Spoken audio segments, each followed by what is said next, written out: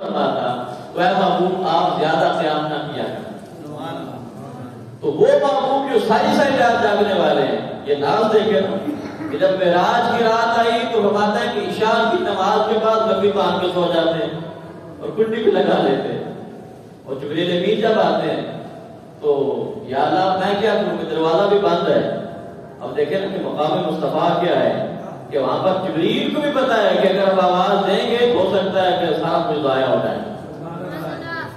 آواز نہیں دینی، اگر آواز دینے کی اجازت ہوتی تو ضرور آواز دیتے. اگر اجازت ہوتی آواز دینے کی تو ضرور آواز دیتے، اور اگر دستک دینے کی بھی اجازت ہوتی تو نام بھی کرتے، دستک بھی دیتے.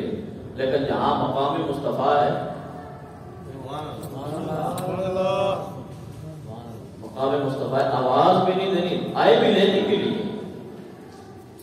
کے لیے آئے ہیں اور اللہ نے بھیجا ہے، اللہ نے بھیجا ہے، لینے کے لیے آئے ہیں. لیکن اجازت آواز دینے کی بھی نہیں ہے. سمجھا کرے نا باتوں کو کہ اللہ پاک نے ہمیں کیسا نبی عطا فرمایا ہے. لوگ تو پتہ نہیں کیسا ایمان بھی ہے اور ساتھ وہ نقص بھی نکالتے ہیں کہ اتنا علم ہے تو اتنا نہیں ہے تو یہ ہے. میں نے کہا کہ جس کو اللہ نے اپنا محبوب بنایا ہے اسے کیا شان عطا فرمائی ہے. آواز بھی نہیں دیتی اور دستک بھی نہیں دیتی. یا اللہ اب کیا کروں، بھی لے کے بھی جا رہا ہے، آواز بھی نہیں دے رہی، دستک بھی نہیں دے رہی، اب کیا ہے. روایت میں آتا ہے کہ اللہ پاک نے فرمایا کیا ہے جبریل جہاں میرے محبوب آرام فرما رہے ہیں جس بستر پہ، تو فرمایا کہ عین جہاں آپ کا چہرہ ہے وہاں سے چھت جو ہے نا چھت اس میں سوراخ کرو. اور یہاں بتایا کہ اگر میرے محبوب کی بارگاہ میں آنا ہے تو جبریل اگرچہ بڑے بھاری پروں والا ہے، ایک بار بچھائے تو پوری زمین اس کے نیچے آ جائے. تو فرمایا کہ جبریل اگرچہ تو بڑی ہستی والا ہے، بڑے مقام والا ہے، آپ نبی کے پاس پیغام لے کے جانے والا ہے، لیکن آج میرے محبوب کے پاس آئے تو اپنی ہستی کو مٹا کے جانا ہے.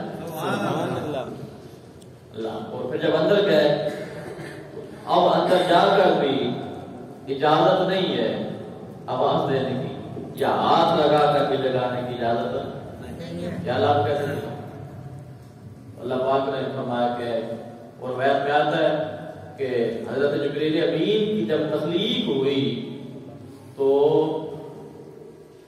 آپ کا جسم نورانی بنایا گیا اور آپ کی جو لب ہے ہونٹ جو ہیں یہ کافور کے بنائے. کس چیز سے؟ کافوری لب. آپ نے کیا کہ اللہ یہ جسم تو میرا نورانی ہے، لب کافور کے بنائے. اللہ پاک نے فرمایا کہ جب وقت آئے گا تو اس کا بھی جواب مل جائے گا.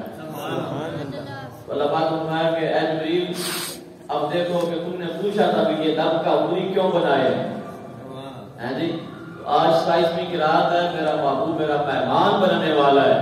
فرمایا کہ قبل قدمیہ، اے جبریل میرے محبوب کے دونوں قدموں کو بوسے دو. تو جب ٹھنڈے کافوری ہونٹوں سے میرے محبوب کے قدموں کو بوسے دو گے تو ٹھنڈک کی وجہ سے میرے محبوب بیدار ہو جائیں گے. ہیں جبریل فرشتوں کے سردار اور ہمارے آقا کے قدموں کو بوسے دے رہے ہیں. میں نے کہا جبریل اگر قدموں کو بوسے دے تو شرک نہیں ہوتا، تو ہم اگر کسی اللہ والے کے ہاتھ کو چوم لیں تو جبریل امین نے ہمارا عقیدہ والے فرما دیا نا کہ اگر اللہ کے نیک بندوں کے ہاتھوں کو بوسا دینا یہ ان کی تعظیم، اللہ نے ان کو عزت عطا فرمائی ہے نا. اللہ تو برات لایا گیا جنت سے. اور یہ آگے تیاری کے حوالے سے تو بہت سارے اس میں چیزیں ہیں، لیکن اس پروٹوکول کے ساتھ اور پھر حضرت موسیٰ علیہ السلام کی قبر سے بھی گزر ہوا اور وہاں مسجد اقصی میں جتنے بھی انبیاء ہیں، جتنے بھی نبی ہیں، سارے کے سارے نبی وہاں مسجد اقصی میں جمع ہیں اور صفے بنائے ہوئے کھڑے ہیں.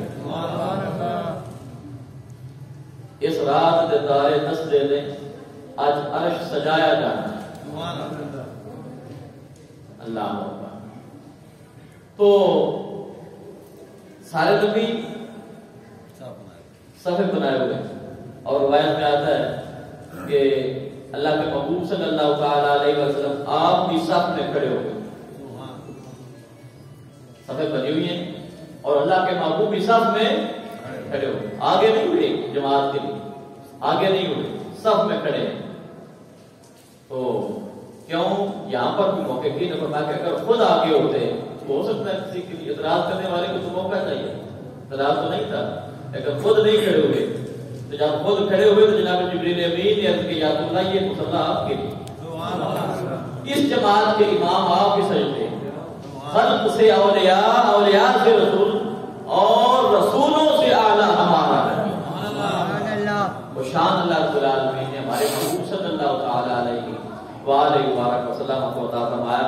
اور یہاں کچھ لوگ کہتے ہیں کہ برات لے کر گیا، تو ان کو سوچ لینا چاہیے کہ جب سرکار مکہ پاک سے چلے اور موسیٰ علیہ السلام کی قبر سے گزرے تو موسیٰ علیہ السلام اپنی قبر میں کھڑے ہوئے تھے، نماز پڑھ رہے تھے۔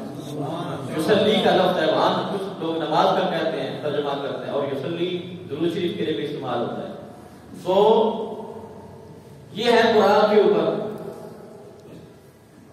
آپ کی توجہ ہے میری بات سن رہے ہیں، سرکار براق کے اوپر ہے اور جا رہے مسجد اقصی فلسطین، راستے میں موسیٰ علیہ السلام کی قبر سے جب گزرے تو سرکار عالم صلی اللہ تعالی علیہ وآلہ وسلم آپ ارشاد فرماتے ہیں کہ میں نے دیکھا کہ موسیٰ علیہ السلام اپنی قبر میں کھڑے ہیں اور نماز پڑھ رہے ہیں۔ تو عقیدہ ملا ہے نا کہ اللہ کے محبوب جیسے زمین کے اوپر سامنے دیکھتے ہیں ایسے زمین کے نیچے بھی دیکھتے ہیں۔ سبحان اللہ۔ تو سرکار ہے نا، سرکار کی سواری بھی جانتی ہے۔ وہ واقعہ آپ کو سنایا ہے نا ایک بار، جب سرکار جا رہے ہیں سواری بت کی تو آپ نے سرکار کو میں صحابہ کو پتا ہے میری سواری کو کیا ہوا ہے؟ یا تو ہمیں تو نہیں پتا۔ تو سرکار فرمایا کہ یہ جو دو قبریں ہیں نا ان قبر والوں کو عذاب ہو رہا ہے، قبر والوں کو عذاب ہو رہا ہے، تو میری سواری کو پتا چل گیا ہے۔ تو یہاں پہ عقیدہ لینا چاہیے نا اس حدیث پاک سے، جس نبی کی سواری کو پتا ہے کہ زمین کے نیچے کیا ہو رہا ہے، نبی کو خود کتنا علم ہوگا۔ تو موسیٰ علیہ السلام قبر میں ہیں، ایک تو یہ عقیدہ دیا کہ سرکار دیکھ رہے ہیں کہ اندر کیا ہے اور کیا ہو رہا ہے، اندر کون ہے اور کیا کر رہا ہے یہ بھی جانتے ہیں، اور اپنے غلام کو نہیں جانتے ہیں۔ تو اگلا عقیدہ کیا ہے کہ براق پہ سرکار جا رہے ہیں اور سرکار نے جانا ہے مسجد اقصی، تو سرکار جب یہاں سے گزرے تو موسیٰ علیہ السلام قبر میں تھے، تو سرکار کے مسجد اقصی جانے سے پہلے موسیٰ علیہ السلام وہاں پر بھی پہنچ گئے، تو سرکار